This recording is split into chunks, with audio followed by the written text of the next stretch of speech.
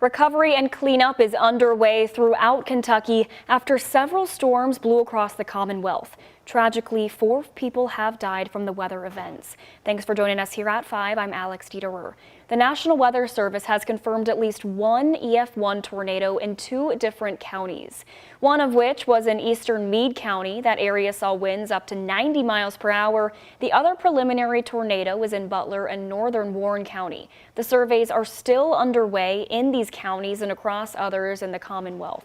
Governor Andy Beshear briefed the public about the lives that were lost, one from Hardin County, another from Jefferson County, and the 2 others were from Hopkins and Mercer counties. That means we know that there are at least 4 families this morning that have suffered the loss of a loved one less than 24 hours ago that are hurting.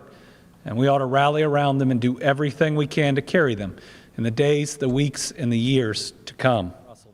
Governor Beshear has already issued a state of emergency, which helps mobilize the National Guard and prevent price gouging. Sunday's storms left an Anchorage neighborhood with trees wholly uprooted, blocking roads and downing power lines. WHAS11 continues covering the area with Ian Hardwitt and photojournalist Emma Gefter. They show how cleanup takes some heavy-duty equipment. It takes more than a rake for the men clearing out Jeff Houck's front yard in Anchorage. A tree narrowly missed his home. It grazed our house, but if it had been probably 5 feet to the left, it probably would have taken out a third of my house. So yeah, we got really lucky.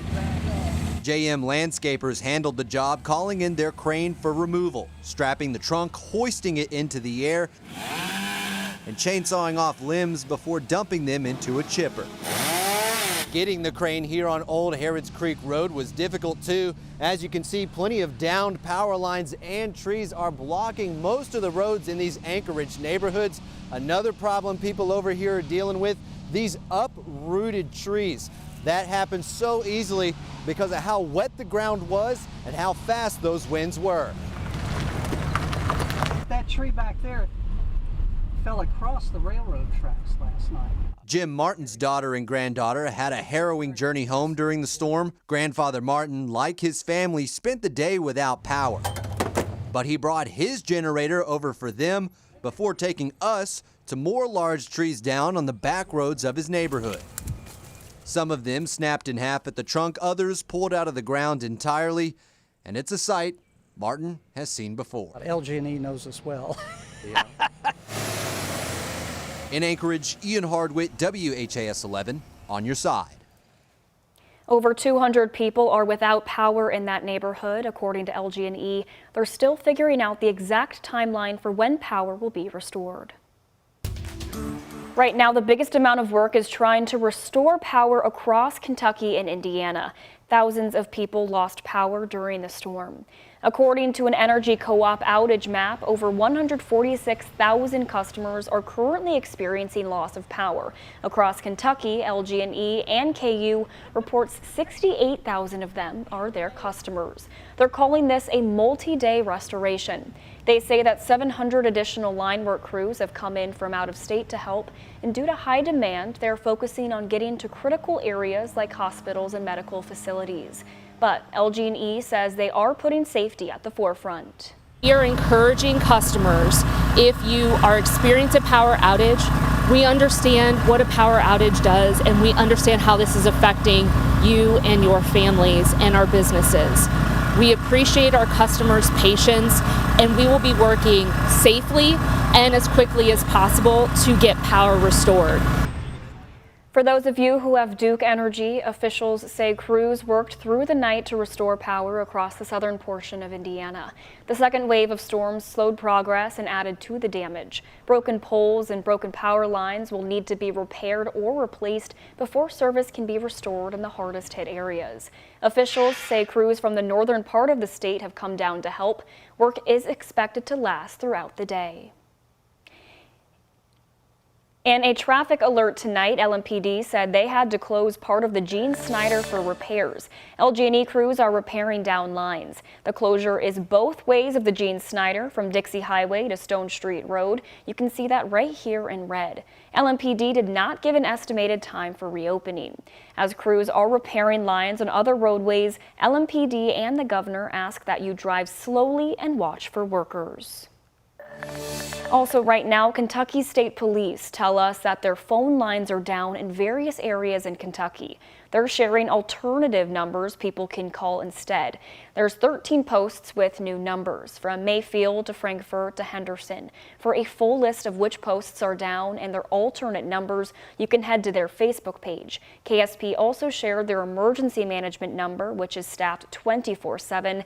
That number here on your screen is 1-800-255-2587.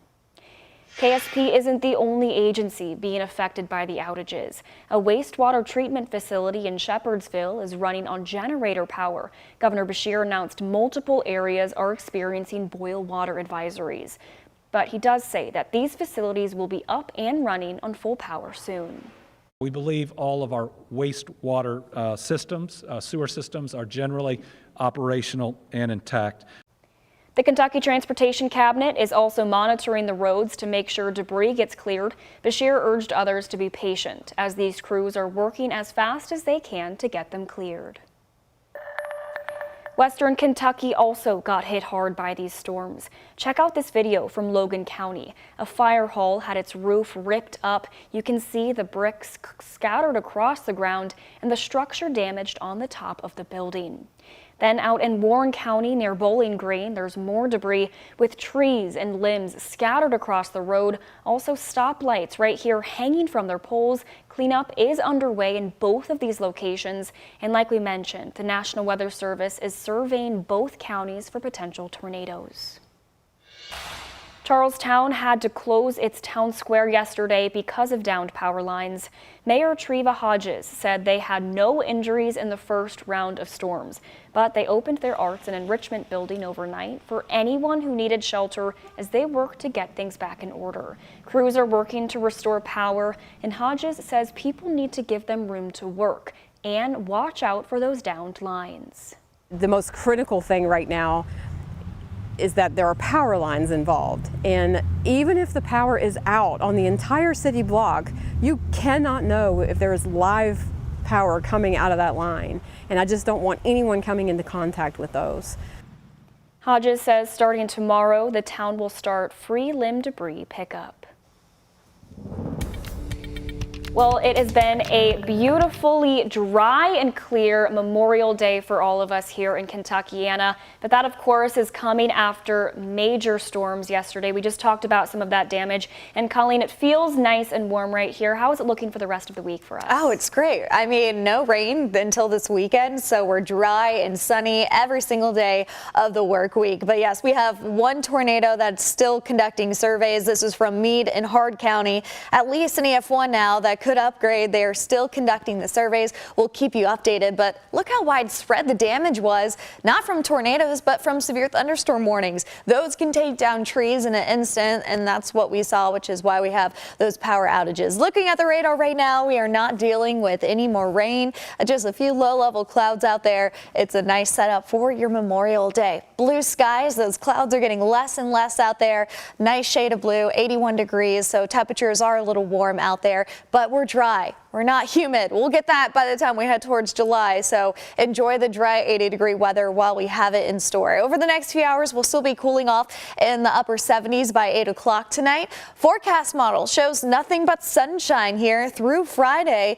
Once we head towards this weekend, that's when we can introduce a few more thunderstorms in that forecast, but overall, it's fairly quiet. Inner temperatures are going to be staying in the 80s, dipping down to the mid-70s as we head towards Wednesday with some dry air. That wind is supposed to switch from the north, but overall it's pretty temperate when we're talking about our temperatures. I'll take a look at that 7-day forecast coming up. Alex? Thanks, Colleen. Some more local news for you this evening. 2 people are dead following 2 separate fatal crashes in New Albany and Louisville. The first happened at 5:30 last night in the St. Joseph neighborhood. LMPD says a car was driving in the wrong direction on Preston Highway when it crashed into a pickup truck at Eastern Parkway. Police say 2 people in the truck were taken to the hospital with critical injuries.